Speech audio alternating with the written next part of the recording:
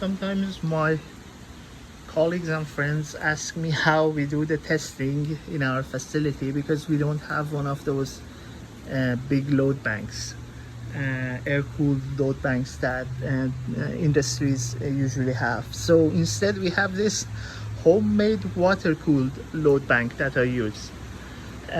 So we basically run water from down there, and we need about 6 to 7 gallons a minute. So we just directly feed it from our water pump and then just install it here outside, and then we just dump the water out. So water goes in from the bottom, comes out from the top, from those locations go out. Inside we have 75 standard elements for water heaters. Now these elements, each one is 240 volts, 4.5 kilowatts. And the reason I'm using this is that they are cheap. They are $10 each. So we made this aluminum box for it, and then these are the elements, and then they are all wired, and then in different stages we can, so it's a binary code, 1, 2, 4, 8, and so on. 8, 8. Actually these are 8, 8, 8. So with these we can create any number that we want between our first step to all the stages connected. Now we don't run it at, so 75 times 4.5 kilowatts, but we don't run it like that. We run it basically based on the voltage that we have. We don't usually test at 240. So these are, right now they are delta connected. We can do star or delta, and right now the test that we are doing is actually 220 if we do delta, but sometimes we even do 480 tests with them. That means we are using these resistors.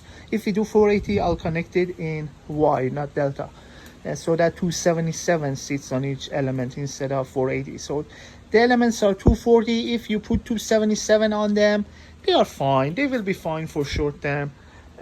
So the power will go up, but they don't care really.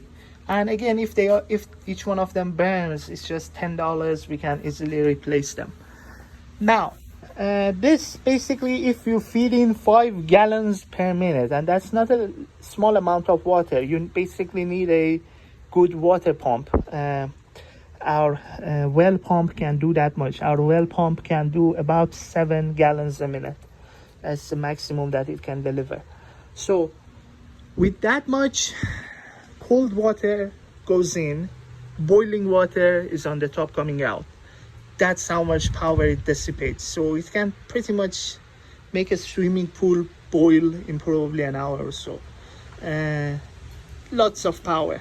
So the highest that we have dumped on it, I guess, was around 200 kilowatts. Yeah, I guess that's the maximum that we have ever dumped on it.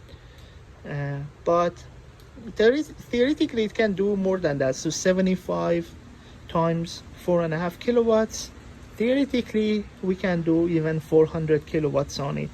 But again, you have to do it short term, because even at 5 gallons a minute you cannot really do 200 kilowatts for a long time, because that's not, if you calculate the temperature rise in water and the volume of water, that means all of that 5 gallons will boil until they reach the top. So if you need to dissipate more power, you need to have more water in it circulating. So that's how we do our power testing. Basically it's a homemade load bank. Now one problem that we have with it is that we have to put it outside and then connect the water. The reason is that when it gets full, pretty much you cannot move it. It gets really heavy. You can calculate the volume and mass of the water, but the wheels are not big enough to allow us to move it when it's full. So we just let it be outside, and then usually when we have tests, we let it sit outside for several days, as you can see from the spider webs and everything. So that's how we do our high power testing here.